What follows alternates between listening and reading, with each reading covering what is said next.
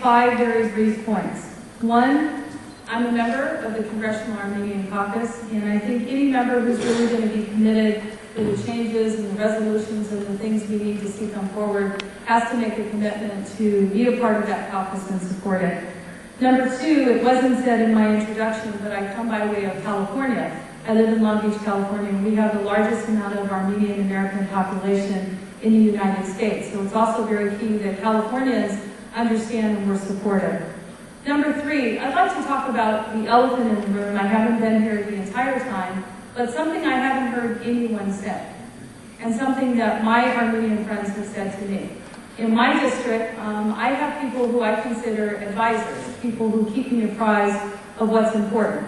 I don't know how many of you know Dr. Sarkis Armenian, who's a psychiatrist, in California, well-renowned. And he keeps me apprised on Armenian issues that need to be considered. I also have Dr. Farah Kalehi, who runs the Community Improvement Center in my district. And these are 2 things that they've said to me that I have not heard said yet today. And that is this: there has been a great deal of discrimination that has come upon the American Armenian community after 9/11.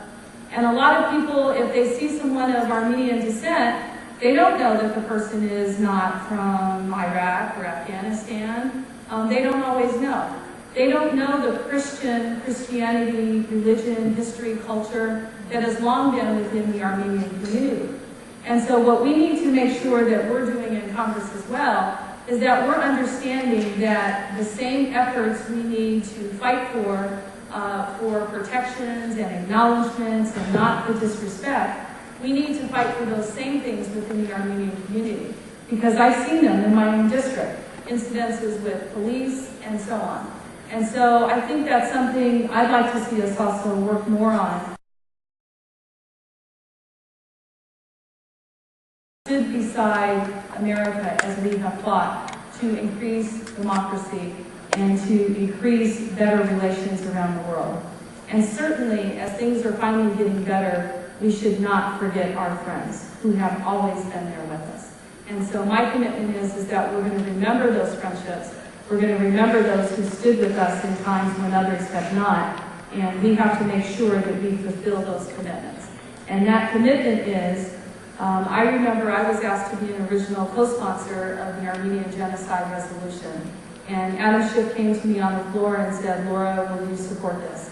And I had just gotten here. And I signed on as an original co-sponsor of that resolution and have every year since I've been here.